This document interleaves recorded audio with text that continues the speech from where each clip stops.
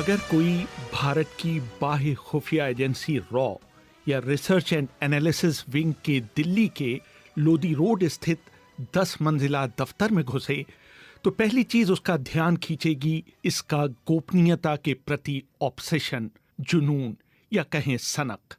हालांकि किसी बाहरी व्यक्ति को यहां घुसने की इजाजत नहीं है, सिर्फ इस संस्था के कर्मचारी ही इसके अंदर आ सकते हैं। फिर भी किसी दरवाजे पर कोई नाम पट्टिका नहीं है, यहां तक कि पद नाम भी नहीं। हाँ, संयुक्त सचिव से ऊपर के अधिकारियों के कमरे के सामने एक पायदान और 2 फूलों के गमले जरूर रखे रहते हैं। आपसी बातचीत में रॉ अधिकारी कभी इस शब्द का प्रयोग नहीं करते। जब कभी इसका जिक्र होता भी है तो इसे RNAW कहा जाता है, न कि रॉ। शायद इसकी वजह यह है कि रॉ का मतलब अधूरा या कच्चा से लगाया जाता है और ये एक नकारात्मक छवि प्रस्तुत करता है। रॉ की उपलब्धियों की बात की जाए तो सबसे पहले जहन में आता है बांग्लादेश के गठन में इसकी भूमिका। भारतीय सेना के वहां जाने से पहले मुक्ति वाहिनी के गठन और पाकिस्तानी सेना से उसके संघर्ष में रॉ ने जबरदस्त मदद दी थी।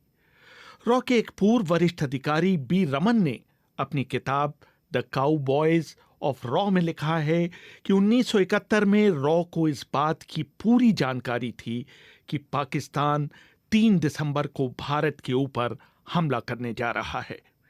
80 के दशक में रॉ के प्रमुख रहे आनंद कुमार वर्मा ने BBC को बताया था। उस समय हमको ये सूचना मिल चुकी थी कि ये इस तारीख को होने वाला है। इन्फॉर्मेशन तो वायरलेस के जरिए आई थी। उसको रिकॉर्डिंग में तारीख में थोड़ी गलती हो गई, उसको 2 दिन से प्री डेट कर दिया। तो जब यहाँ सब लोगों को वार्न कर दिया गया था, एयरफोर्स वगैरह वो सब तैयार बैठे थे कि जैसे ही पाकिस्तानी हवाई जहाज आएंगे तो हम उनको दबोच लेंगे। 2 दिन तक कुछ नहीं हुआ और हाई अलर्ट पे सब थे, वो थक गए थे लोग बाग। तो उनके चीफ ने कहा RAW के चीफ से कि आपकी बात में कितना दम है, 2 दिन हो गए कुछ तो नहीं हुआ। तो उनको कहा 1 दिन और रुक जाइए। और वो तारीख थी असली में उस दिन, जो तीसरा दिन था, उस दिन वो लोग आए एंड दे वर मेट।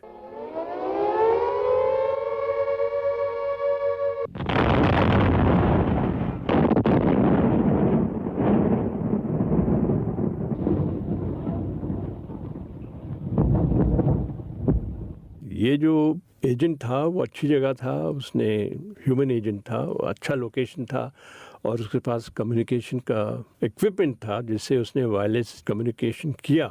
1974 में सिक्किम के भारत में विलय में भी रॉ की जबरदस्त भूमिका रही थी। रॉ के एक पूर्व अधिकारी और रॉ पर किताब लिखने वाले RK यादव बताते हैं। सिक्किम की प्लानिंग RNAW की जरूर थी, लेकिन उस वक्त तक इंदिरा गांधी इस रीजन की अनडिस्प्यूटेड लीडर थी और इंदिरा गांधी बांग्लादेश की लड़ाई के बाद एक उनके अंदर एक इतना सेल्फ कॉन्फिडेंस आ गया था कि हमारे आसपास की जो भी प्रॉब्लम है मुझे सोल्व करनी है। तो सिक्किम का जो ऑपरेशन था उसकी शुरुआत ये हुआ था कि चौग्याल ने एक अमेरिकन लेडी से मैरिज की थी और CIA की वहाँ थोड़ी बहुत इंटरफेरेंस शुरू हो गई थी, पूरी नहीं थी। तो काव साहब ने जो एक सजेशन दिया था इंदिरा गांधी को कि इसको हम अपने साथ मर्ज कर लें। तो इंदिरा गांधी ने, इसमें 2-3 ही लोग इन्वॉल्व थे, PN अक्सर, RN काव और इंदिरा गांधी, ये 3 आदमियों के बीच में प्लान हुआ था। और काव साहब के साथ भी सिर्फ 3 ऑफिसर इन्वॉल्व थे। इवन मैं एक आपको बड़ी अंदर की बात बता रहा हूँ, मैं काव के जो शेडो होते थे के शंकर नायर, वो भी इस ऑपरेशन में इन्वॉल्व नहीं थे। ये बड़ा क्लोजली गार्डेड सीक्रेट ऑपरेशन था। इट वाज ए ब्लडलेस कू। और इसमें सबसे बड़ी जो बात हुई थी इस ऑपरेशन में वो ये था कि चाइना की नाक के नीचे हुआ और 3000 स्क्वायर माइल का एरिया वो इंडिया से मर्ज कराया। कहा जाता है कि रॉ के एक एजेंट को 1977 में पाकिस्तान के कहूटा परमाणु संयंत्र का डिजाइन प्राप्त हो गया था, लेकिन तत्कालीन भारतीय प्रधानमंत्री मोरारजी देसाई ने ये बात पाकिस्तान के राष्ट्रपति जनरल जियाउल हक को बता दी।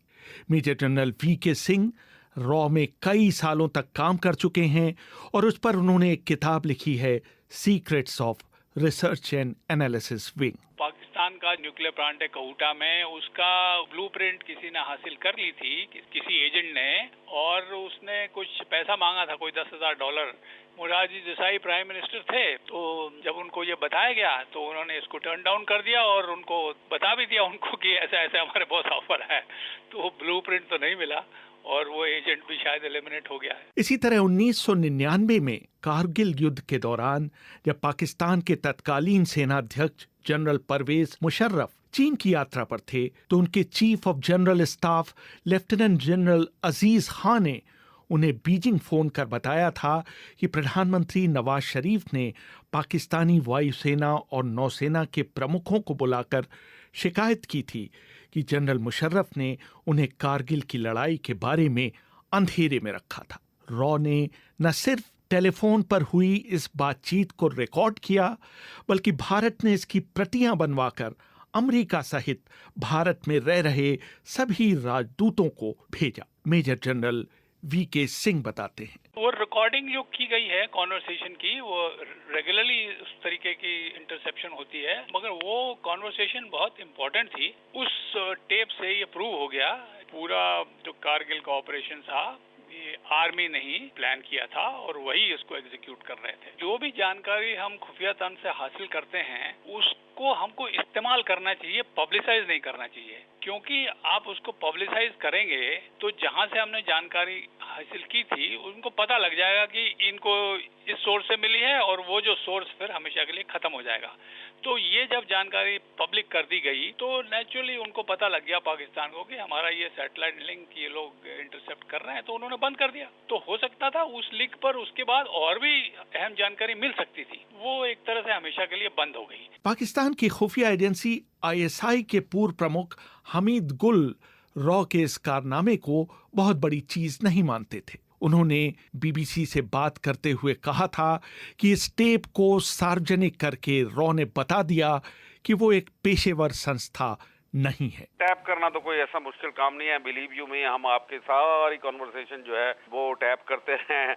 रनिंग कमेंट्री के तौर पे जब मैं ISI में था तो राजीव गांधी साहब जब चढ़ाई करना चाह रहे थे श्रीलंका के ऊपर 1987 में, तो हम तो ऐसे जैसे क्रिकेट मैच देख रहे थे, इस तरीके से हमारी बहुत अहलियत है अल्हम्दुलिल्लाह, ऐसी कोई बात नहीं है। आप एयर पे जा रहे हैं, अचीवमेंट आप जैसे मैं आपसे बात कर रहा हूँ, ये कोई अचीवमेंट है? अचीवमेंट वो होती है कि आप जो स्ट्रेटेजिक ऑब्जेक्टिव्स हैं उसके ऊपर on compare to that ISI को देखें, उन्होंने एक सुपर पावर को शिकस्त दे दी अफगानिस्तान के अंदर, और इसमें आप यकीन करें कि कोई ट्रेनिंग अमेरिका ने कोई फराहम नहीं की। अमेरिका सिर्फ एक असला फराहम करने वाला मुल्क था। रॉ का ब्लूप्रिंट तैयार किया था 1968 में इंटेलिजेंस ब्यूरो के उप निदेशक रामेश्वर नाथ काउ ने, जिन्हें इसका पहला निदेशक बनाया गया था। 1982 में जब फ्रांस की खुफिया एजेंसी के प्रमुख काउंट अलेक्जेंड्रे दे मरंचे से पूछा गया कि 70 के दशक में 5 सर्वश्रेष्ठ खुफिया प्रमुखों के नाम बताएं, तो उन्होंने रामेश्वर नाथ काउ का नाम भी लिया था। वो इतने लो प्रोफाइल थे कि उनके जीते जी उनका कोई भी चित्र किसी अखबार या पत्रिका में नहीं छपा। उनके साथ काम कर चुके रॉ के पूर्व अतिरिक्त निदेशक ज्योति सिन्हा बताते हैं, क्या उनकी सोफिस्टिकेशन थी, बात करने का एक ढंग था, हरदम किसी को ऐसा चीज नहीं कहते थे जो किसी को दुख पहुंचाए। एक उनका फ्रेज मुझे बहुत ही अच्छा लगा। उन्होंने कहा कि देखो, जब तुमको कोई अपोज करता है तो जहर दे के उसको क्यों मारना है, क्यों ना खूब शहद दे के मारा जाए। कहने का मकसद ये था कि क्यों ना उसको मीठी तरीके से अपने तरफ ले आए। हम लोग तो बहुत यंग थे, यंग ऑफिसर्स थे।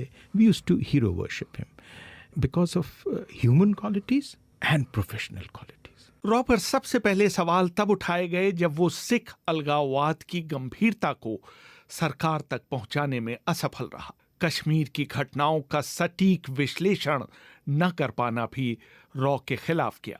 ये स्वाभाविक है कि रॉ के कारनामों को पड़ोसी देश पाकिस्तान की खुफिया एजेंसी ISI के कारनामों के साथ तराजू पर रखकर देखा जाए। मैंने ISI के पूर्व प्रमुख हमीद गुल से उनकी मृत्यु से पहले पूछा था कि क्या रॉ एक पेशेवर खुफिया एजेंसी के रूप में अपने उद्देश्य में सफल रहा है। वो पाकिस्तान का जो माइंडसेट है उसको चेंज ही नहीं कर सके और उन्होंने जो वारदातें की, उन्होंने कैंपसेस के अंदर यूनिवर्सिटीज में दाखिल हुए और उन्होंने हमेशा पाकिस्तान को डिस्टेबलाइज करने की कोशिश की और उन्होंने यहाँ पे देखा नहीं कि किस कम्युनिटी को कैसे इस्तेमाल करना है, बिलखसूस शिया सुन्नी फसादात को कराने में उनका बड़ा किरदार था। लेकिन जो रॉ को अभी मार पड़नी है ना अफगानिस्तान में, जो हो गया वो तो हो गया, लेकिन जो उनको अफगानिस्तान में जो जंग अमेरिका हार जाएगा तो फिर जितनी इन्वेस्टमेंट इंडिया की है वो सारी बेड़ा गर्क हो जाएगी। इंडिया से जो पॉलिसी गलतियां होती रही हैं वो ये कि रूस के साथ चिपके रहे आखिर तक, सोवियत यूनियन के साथ उनकी गाड़ी के ऊपर सवारी करते रहे और कहा कि हम तो नॉन अलाइंड हैं, लेकिन उसको रूस को कंडेम नहीं किया उन्होंने अफगानिस्तान के अंदर। तो एक बहुत बड़ी तहरीक जो है मज़ाहमत की अभी चल रही है, वो दुनिया भर में है, वो ग्लोबल इंपीरियलिज्म के खिलाफ है, global market free market capitalism के खिलाफ है। और ख़ुद इंडिया के अंदर बहुत ज़्यादा जो महरूम तबकात हैं वो बहुत इस बात को महसूस कर रहे हैं कि इंडिया की जो नई पॉलिसी है वो इंपीरियलिज्म की गोद में जाके बैठ गए हैं और इंपीरियलिज्म जो है वो शिकस्त पजीर है। तो उसके बाद रॉ हो या आपकी स्ट्रेटेजिक पॉलिसीज हो, उनको एक बहुत बड़ा धक्का लगने का इम्कान है। दूसरी तरफ रॉ के पूर्व अतिरिक्त निदेशक ज्योति सिन्हा मानते हैं कि आईएसआई को सबसे बड़ा लाभ ये है कि उसे वहां की सेना का समर्थन हासिल है और वो किसी के प्रति जवाबदेह नहीं है, लेकिन इसके बावजूद उपमहाद्वीप के बारे में उसकी सामरिक सोच वास्तविकताओं पर खरी नहीं उतरी है और उस पर भी कई सवाल उठाए गए हैं। ISI wins battles but loses the war, whereas RAW may have lost some battles but it always wins the war. ISI की ने जो इंस्ट्रूमेंट अपनाया perceived security interest of Pakistan को सेफ रखने के लिए, वो पाकिस्तान पे एक जबरदस्त बोझ बन गया। उन्होंने सोचा कि अगर हम अफगानिस्तान में डेप्थ के बारे में बात करें तो शायद हम इन हिंदुस्तान से अपने को ज़्यादा सिक्योर कर पाएंगे। उन्होंने सोचा कि अगर हम इस्लामिक मिलिटेंसी को एक हथियार बना के हिंदुस्तान के अगेंस्ट अपनाएंगे तो शायद हिंदुस्तान क्रम्बल कर जाएगा और ये पाकिस्तान की बहुत बड़ी जीत होगी। देखिए, ये दोनों बेसिक स्ट्रैटेजी था आईएसआई का, starting from 1947 I would say. Strategic depth as Zia ul Haq would call it and bleeding India to death by 100 wounds as Zia ul Haq would call it. और दोनों देखिए कितना महंगा पड़ा पाकिस्तान को। आज अफगानिस्तान की हालत देखिए क्या हो गई, एक दुनिया के लिए एक परेशानी का वो जड़ बन गया। और उनकी जो यूजिंग इस्लामिक मिलिटेंसी, उसका तो खैर क्या हम क्या सब जानते हैं कि Pakistan is paying a really heavy price. Rehan Fazal, BBC, Delhi.